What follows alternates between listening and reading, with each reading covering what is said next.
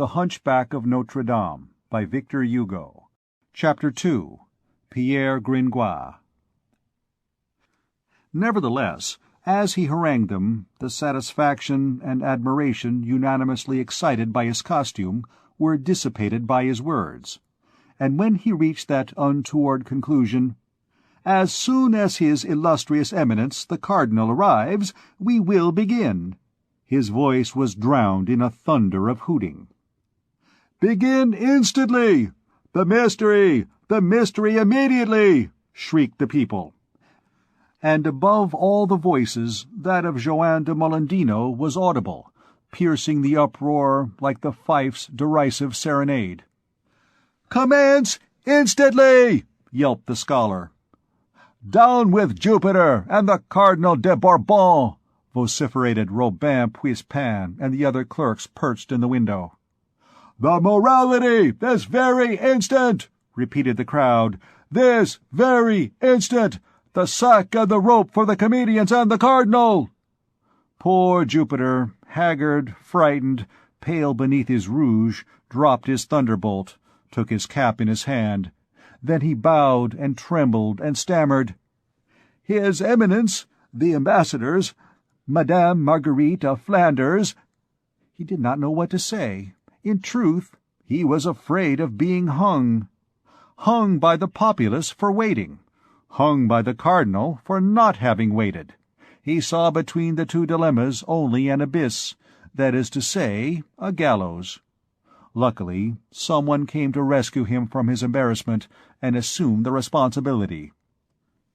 An individual who was standing beyond the railing, in the free space around the marble table, and whom no one had yet caught sight of, since his long, thin body was completely sheltered from every visual ray by the diameter of the pillar against which he was leaning, this individual, we say, tall, gaunt, pallid, blond, still young, although already wrinkled about the brow and cheeks, with brilliant eyes and a smiling mouth, clad in garments of black serge, worn and shining with age, approached the marble table, and made a sign to the poor sufferer. But the other was so confused that he did not see him. The newcomer advanced another step. "Jupiter," he said, "my dear Jupiter." The other did not hear. At last the tall blonde, driven out of patience, shrieked almost in his face. "Michel Giborne!" "Who calls me?" said Jupiter, as though awakened with a start. "I," replied the person clad in black. "Ah," said Jupiter. "Begin at once," went on the other. "Satisfy the populace. I undertake to appease the bailiff, who will appease Monsieur the Cardinal." Jupiter breathed once more. "Messieurs the bourgeois," he cried at the top of his lungs to the crowd, which continued to hoot him, "we are going to begin at once." "Evoe Jupiter, plaudite cives! All hail Jupiter! Applaud, citizens!" shouted the scholars. "Noel! Noel! Good! Good!" shouted the people. The hand-clapping was deafening, and Jupiter had already withdrawn under his tapestry, while the hall still trembled with acclamations. In the meanwhile, the personage who had so magically turned the tempest into dead calm, as our old and dear Corneille puts it, had modestly retreated to the half-shadow of his pillar, and would, no doubt, have remained invisible there, motionless and mute as before, had he not been plucked by the sleeve by two young women, who, standing in the front row of the spectators, had noticed his colloquy with Michel Giborne, Jupiter. "Master," said one of them, making him a sign to approach. "Hold your tongue, my dear Leonard," said her neighbour, pretty, fresh, and very brave, in consequence of being dressed up in her best attire. "He is not a clerk, he is a layman. You must not say master to him, but messire." "Messire," said Leonard. The stranger approached the railing. "What would you have of me, damsels?" he asked with alacrity. "Oh, nothing," replied Leonard, in great confusion. "It is my neighbour, Gisquette la Gentienne, who wishes to speak with you." "Not so," replied Gisquette, blushing. It was Leonard who called you master. I only told her to say Messire." The two young girls dropped their eyes. The man, who asked nothing better than to enter into conversation, looked at them with a smile. "So, you have nothing to say to me, damsels?" "Oh, nothing at all," replied Gisquette. "Nothing," said Leonard. The tall, light-haired young man retreated a step, but the two curious maidens had no mind to let slip their prize. "Messire," said Gisquette, with the impetuosity of an open sluice, or of a woman who has made up her mind, "do you know that soldier who is to play the part of Madame the Virgin in the mystery?" "You mean the part of Jupiter?" replied the stranger. "Yes," said Leonard. "Isn't she stupid? So, you know Jupiter?" "Michel Gibbon," replied the unknown. "Yes, madame." "He has a fine beard," said Leonard. "Will what they are about to say here be fine?" inquired Gisquette timidly. "Very fine, mademoiselle," replied the unknown, without the slightest hesitation. "What is it to be?" said Leonard. "The good judgment of Madame the Virgin. A morality, if you please, damselle." "Ah, that makes the difference," responded Leonard. A brief silence ensued, broken by the stranger. "It is a perfectly new morality, and one which has never yet been played." "Then it is not the same one," said Gisquette, "that was given 2 years ago, on the day of the entrance of Monsieur the Legate, and where 3 handsome maids played the parts." "Of sirens," said Leonard. "And all naked," added the young man. Leonard lowered her eyes modestly. Gisquette glanced at her and did the same. He continued with a smile. "It was a very pleasant thing to see. Today it is a morality made expressly for Madame the Demoiselle of Flanders." "Will they sing shepherd songs?" inquired Gisquette. "Fie!" said the stranger. "In a morality you must not confound styles. If it were a farce, well and good." "That is a pity," resumed Gisquette. "That day, at the Ponceau fountain, there were wild men and women who fought and assumed many aspects, as they sang little motets and bergerettes." "That which is suitable for a legate," returned the stranger, with a good deal of dryness, "is not suitable for a princess." "And beside them," resumed Leonard, "played many brass instruments, making great melodies."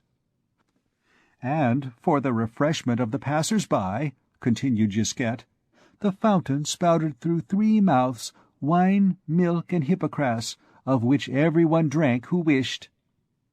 "And a little below the Ponceau at the Trinity," pursued Leonard, "there was a passion performed, and without any speaking." "How well I remember that!" exclaimed Gisquette. "God on the cross, and the 2 thieves on the right and left." Here the young gossips, growing warm at the memory of the entrance of Monsieur the Legate, both began to talk at once. And further on, at the Painter's Gate, there were other personages very richly clad. And at the fountain of St. Innocent, that huntsman who was chasing a hind with a great clamour of dogs and hunting horns.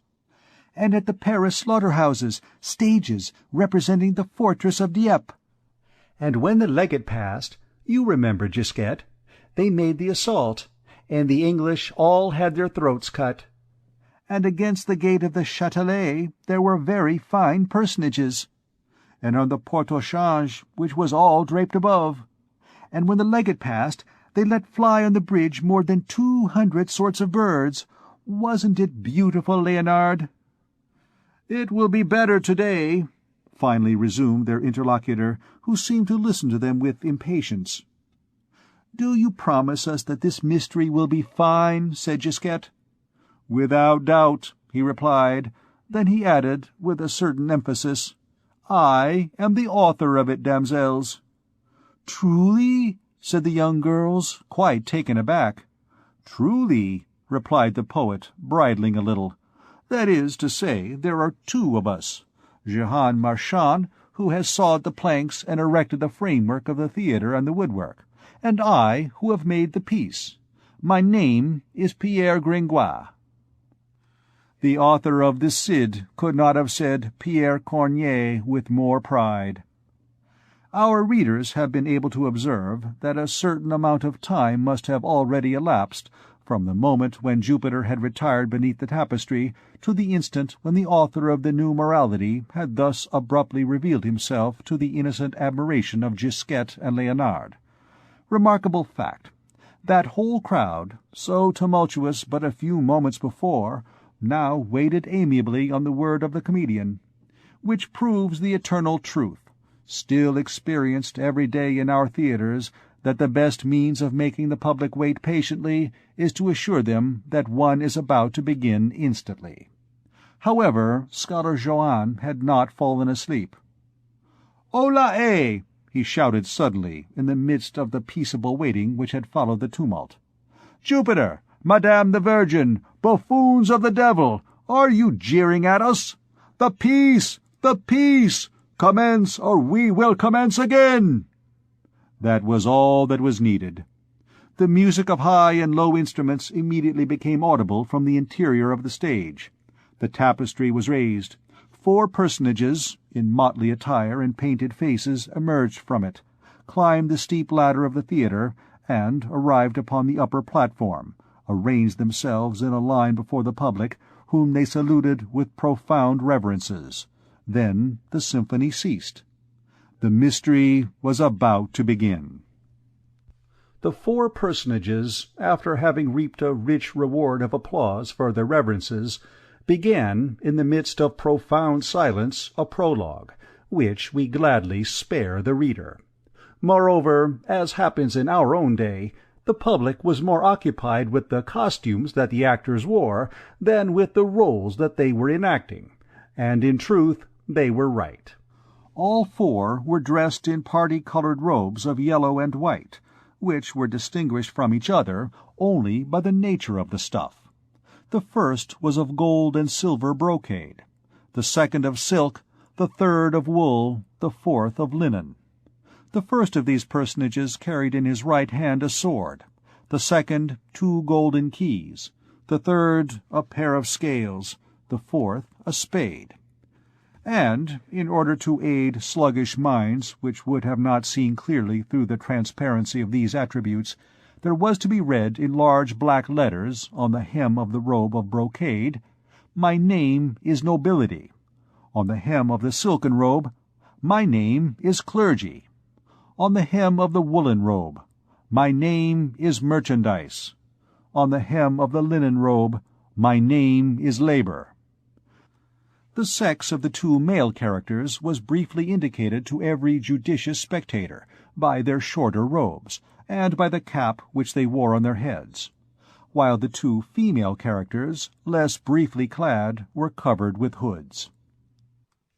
Much ill will would also have been required, not to comprehend, through the medium of the poetry of the prologue, that labor was wedded to merchandise, and clergy to nobility, and that the 2 happy couples possessed in common a magnificent golden dolphin, which they desired to adjudge to the fairest only.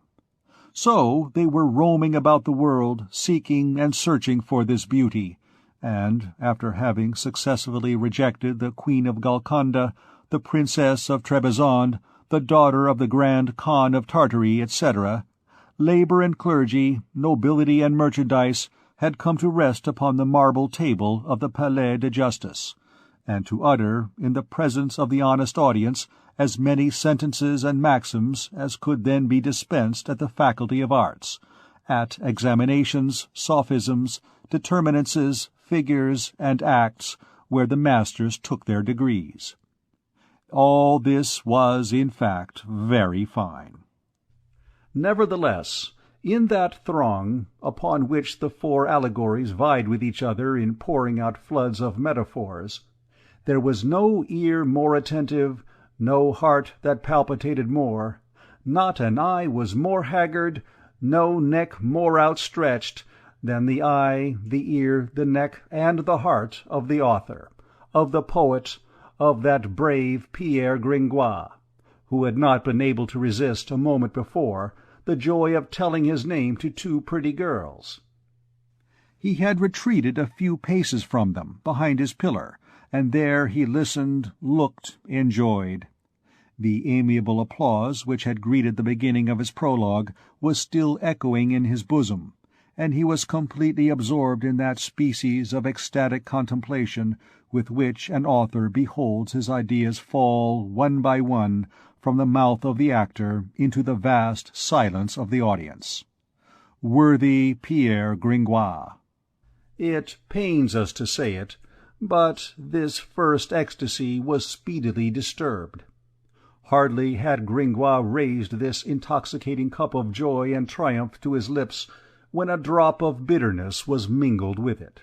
A tattered mendicant, who could not collect any coins, lost as he was in the midst of the crowd, and who had not probably found sufficient indemnity in the pockets of his neighbors, had hit upon the idea of perching himself upon some conspicuous point, in order to attract looks and alms. He had, accordingly, hoisted himself during the first verses of the prologue, with the aid of the pillars of the reserve gallery, to the cornice which ran round the balustrade at its lower edge, and there he had seated himself, soliciting the attention and the pity of the multitude, with his rags and a hideous sore which covered his right arm. However, he uttered not a word.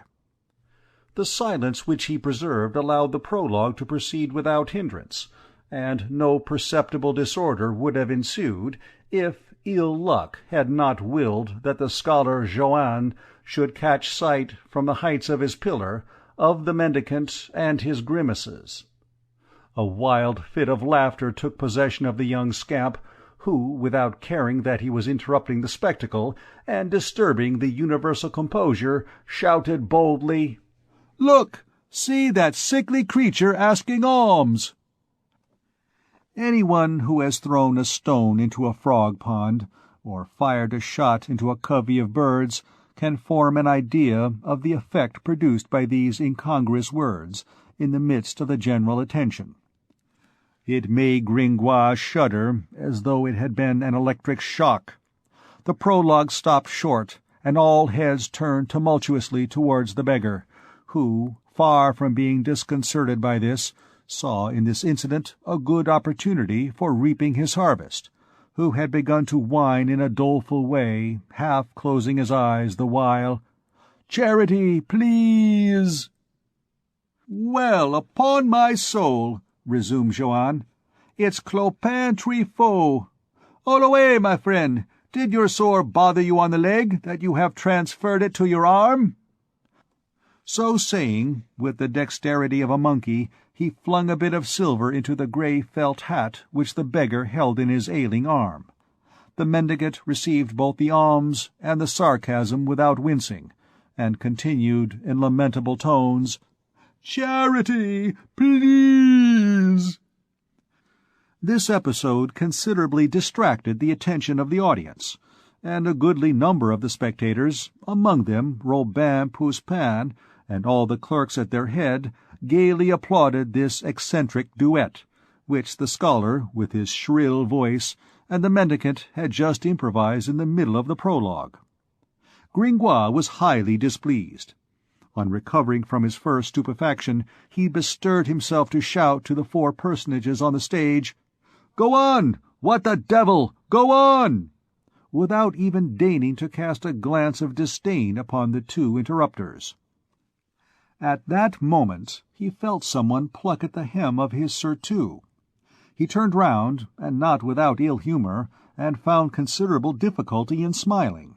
But he was obliged to do so nevertheless. It was the pretty arm of Gisquette la Gentienne, which, passing through the railing, was soliciting his attention in this manner. "Monsieur," said the young girl, "are they going to continue?" "Of course," replied Gringoire, a good deal shocked by the question. "In that case, monsieur," she resumed, "would you have the courtesy to explain to me—" "What they are about to say?" interrupted Gringoire. "Well, listen." "No," said Gisquette, "But what they have said so far!" Gringoire started, like a man whose wound has been probed to the quick. "A plague on the stupid and dull-witted little girl," he muttered between his teeth. From that moment forth, Gisquette was nothing to him. In the meantime, the actors had obeyed his injunction, and the public, seeing that they were beginning to speak again, began once more to listen, not without having lost many beauties in the sort of soldered joint which was formed between the two portions of the piece thus abruptly cut short. Gringoire commented on it bitterly to himself. Nevertheless, tranquillity was gradually restored, the scholar held his peace, the mendicant counted over some coins in his hat, and the piece resumed the upper hand. It was, in fact, a very fine work, and one which, as it seems to us, might be put to use today, by the aid of a little rearrangement. The exposition, rather long and rather empty, that is to say, according to the rules, was simple, and Gringoire, in the candid sanctuary of his own conscience, admired its clearness. As the reader may surmise, the four allegorical personages were somewhat weary with having traversed the 3 sections of the world without having found suitable opportunity for getting rid of their golden dolphin. Thereupon a eulogy of the marvellous fish, with 1,000 delicate allusions to the young betrothed of Margarita Flanders, then sadly cloistered in at Amboise, and without a suspicion that labour and clergy, nobility and merchandise had just made the circuit of the world in his behalf.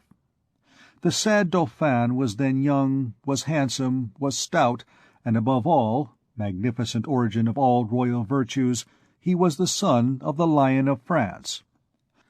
I declare that this bold metaphor is admirable, and that the natural history of the theatre, on a day of allegory and royal marriage songs, is not in the least startled by a dolphin who is the son of a lion. It is precisely these rare and Pindaric mixtures which prove the poet's enthusiasm. Nevertheless, in order to play the part of critic also, the poet might have developed this beautiful idea in something less than 200 lines. It is true that the mystery was to last from noon until 4 o'clock, in accordance with the orders of Monsieur the Provost, and that it was necessary to say something. Besides, the people listened patiently. All at once, in the very middle of a quarrel between Mademoiselle Merchandise and Madame Nobility, at the moment when Monsieur Labour was giving utterance to this wonderful line, "In forest ne'er was seen a more triumphant beast," the door of the reserved gallery, which had hitherto remained so importunely closed, opened still more inopportunely, and the ringing voice of the usher announced abruptly, "His Eminence, Monseigneur the Cardinal de Bourbon." End of Chapter 2.